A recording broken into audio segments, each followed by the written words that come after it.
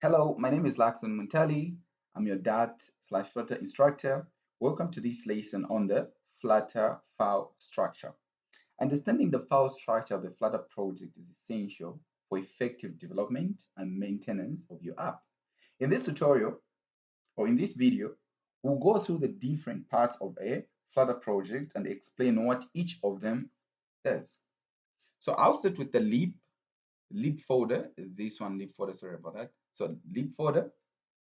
So the lib folder is the main folder of a Flutter project. It contains the Dart code for your app, including the main.dart file, as you can see here. So which is the entry point for your app. The main.dart file contains the main function, which is the first code that runs when your app starts. So this is the main function. So from this one, I'll jump to Android and iOS folders. So there's Android here, as you can see, this is the Android folder, and this is the iOS folder. So the Android and the iOS folders contain the platform-specific code for your app.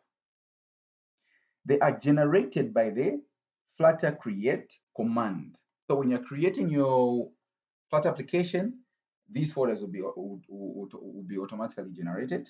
So and are used to configure the app's appearance, behavior on each platform. In the Android folder, so if you open the Android folder, in the Android folder, you find the app folder. So this is the app folder, as you can see here. So which contains the Java code for your app. Java code, or Kotlin, I would say. And in the iOS folder, you find the runner folder. So if we open the iOS folder, we're going to see the runner folder here, as you can see. So which contains the Swift code for your app. These Android and iOS folders are similar to other platform-specific folders like this one for Linux, and this one for macOS, and this one for web, and this one for Windows. So from this, I think I'll jump to .dat2 folder. So this one. So in a Flutter project, the .dat2 folder is a hidden folder that is used to store information related to the Dart development tools. It is created automatically by the Dart SDK and is used to store files such as the package resolution cache, which helps to improve the performance of the Flutter development process. So throughout your development, I don't think you ever touch this folder. So don't worry about this folder. Just leave it there. Don't delete it, but I don't think you ever open it. Then there's another folder called idea. This one just down here, idea. So the idea folder in a Flutter project is a hidden folder that is used by the IntelliJ IDE to store project-specific settings and configuration files. This folder is not created by Flutter, but by the IntelliJ IDE when the project is opened in the IDE. So this has something to do with the IDE, not Flutter. So this folder. So in case you see it, just know this is not a Flutter folder. This is an IDE folder. And which other folder did I? Okay, so we can talk about this one, the build. The build folder in a Flutter project is where the output of the build process is stored. It is created automatically by Flutter when you run the Flutter build command, and it contains the files that are used to generate the final APK or IPA file of your app. Remember when we run the application, the APK that was generated to install this emulator was stored under this folder. So if we go here, then we go output and APK, you see this APK file that was installed here on the emulator. Okay. And from build, I'm going to talk about tests. So the test folder is where you can store your unit and integration tests. These tests are written in Dart and can be run using the Flutter test command. The test folder contains a widget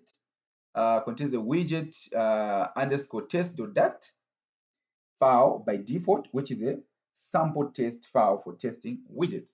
So if you want to test your application, this is the folder that you'll be using. And I would say last but not least, I'll talk about the pubspec.yaml. I don't know whether I've pronounced it correctly, but yeah. So this file, this is not a folder, it's a file, pubspec.yam.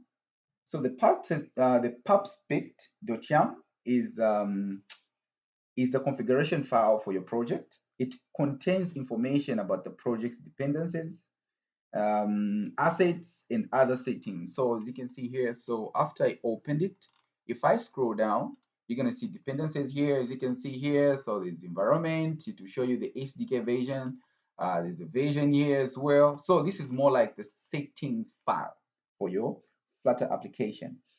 So you can use it to specify the version of the Flutter SDK like we have seen here. So you can even check the SDK for Flutter, and as well as any other package or plugins that your project depends on. So all the dependencies, all the plugins that you'll be adding to these projects, they'll be listed under the under dependencies. So you know that you're going to learn how to use this file. Don't worry, how to add plugins, how to add all these things. Yeah, so that's it. You now have a better understanding. I think that's it. Now you have a better understanding of the Flutter file structure and the purpose of each folder in file in a Flutter project. Remember that the structure of the project can be modified as per the requirement of the app. But the above explained, but about what I've explained so far, I would say like it's pretty much the default when it comes to the file structure. You can modify it, you can add whatever that you want to do. Yeah, so that's pretty much it when it comes to file structure. Thank you for watching. If you have any question, please contact the instructors. Bye bye.